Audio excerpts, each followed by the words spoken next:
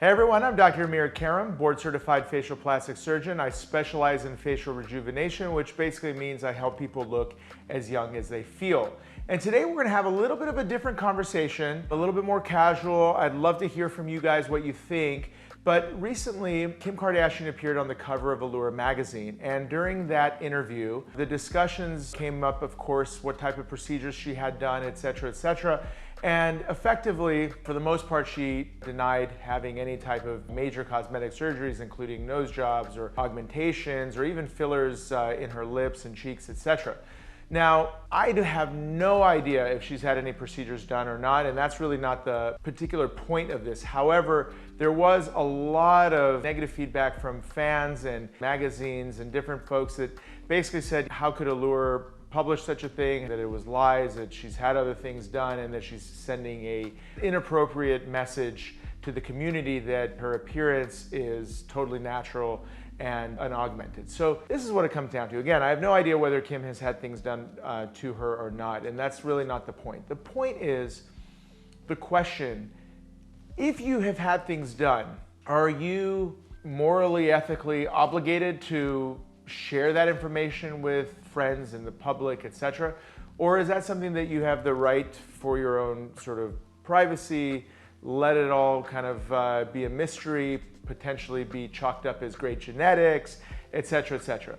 I guess I have my opinions on it, but it's not an easy one, because fundamentally, 100%, I believe that when it comes to these type of procedures, that number one, the stigma associated with them deserves to be reduced. I think we have a lot of misconceptions around the topic of aging, how aging feels, how we should be addressing it, managing it, etc.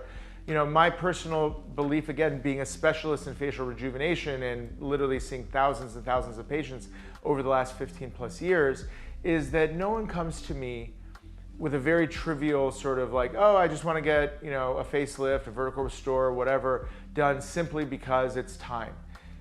The reason's much deeper for most people, as I've shared with you guys before. It's fundamentally, it's this like cruel loss of self-identity, cruel loss of youth and beauty that happens very predictably right around the late 40s and early 50s for most women and men at different stages along the way as well.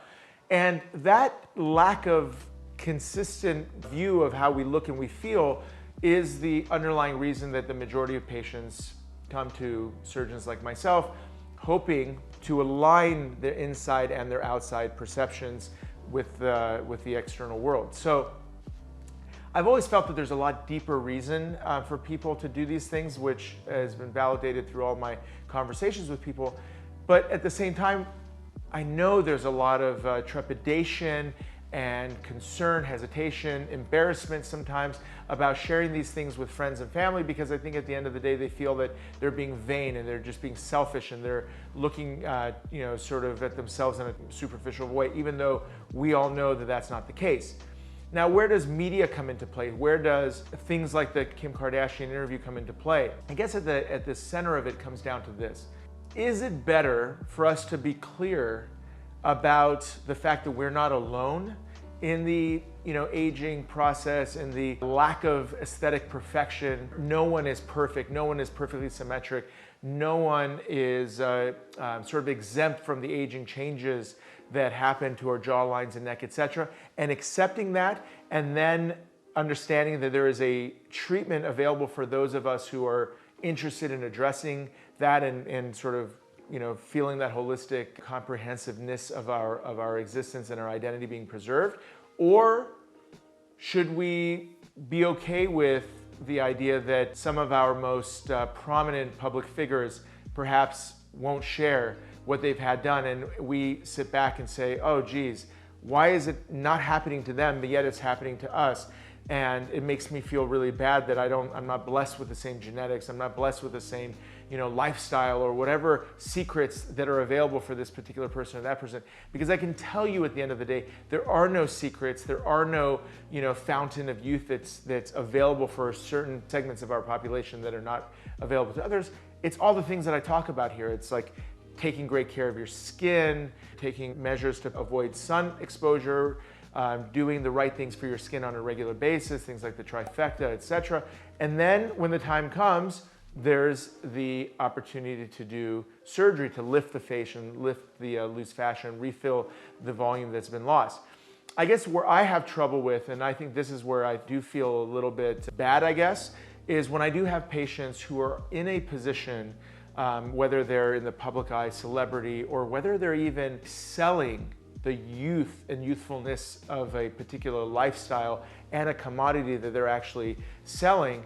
And as a result of that, they come in, they get their work done and really want to keep it on the wraps and not share with anyone.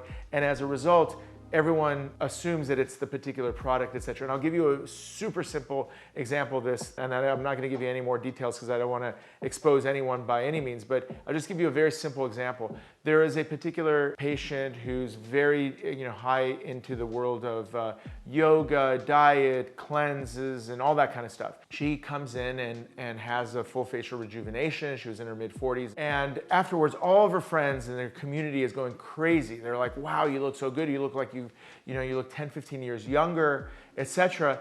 And guess what?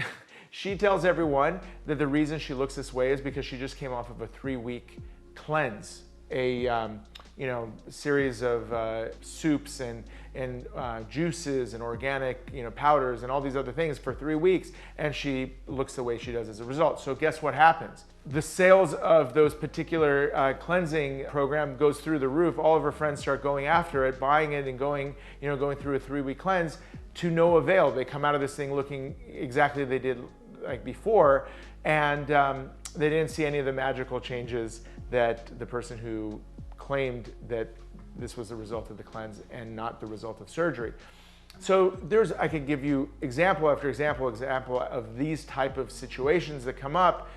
And that's where I think things get troublesome. It's different, I think, if you're just a person in your own local community and you don't want to share with your friends or family or whatever it is for whatever reason. I get that a little bit more than I feel that when you're in a position where you're able to amplify a signal and create an impression that something is a result of something else and maybe directly deny or lie about something. That's where it gets a little tricky for me. And I don't know if I'm being if I'm landing on the right side of the fence on this one or not. I really don't. I would love to hear from you guys what your thoughts are. But I think in a perfect world, we would probably destigmatize plastic surgery procedures that are not necessarily cosmetic. Like, I don't consider facial rejuvenation a cosmetic procedure. I consider it a restorative procedure, one that is equivalent to, say, dyeing your hair or maintaining a great diet and exercise and kind of preserving your youth, as opposed to fundamentally changing who you are, etc. So I kind of feel like procedures like that should be talked about regularly, should be, sort of on the forefront of our discussion so people understand where to go with certain things. And that's really, in many ways, the purpose of this channel, is to really guide people and let them understand what is what and what works, what doesn't work, and just kind of bring the discussion to light a little bit. And perhaps ideally that would be happening in coffee shops and along your texts and phones and interactions within friends and family, so that we get that message out a little bit stronger and people go down the right path as opposed to the wrong path that many people have, or sit on the sidelines because they don't even know that such a opportunity exists to have a naturally rejuvenated appearance or whatever, and they sit back and they're just bothered by how their appearance is slipping away. And I think that's the ideal, but I guess in reality those things are improving, but they're not perfect yet. And I think articles like this perhaps bring some of that conversation to light.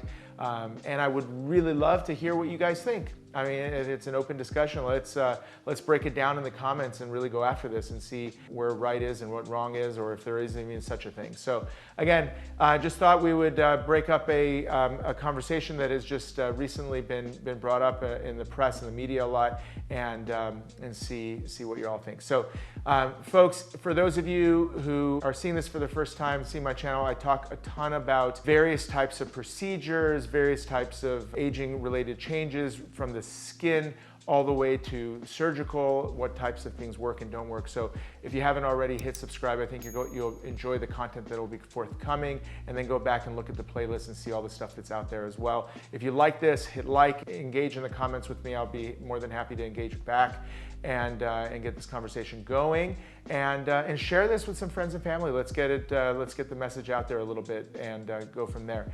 All right, guys, my pleasure again. Look out for future videos as well, and until next time, Dr. Karam.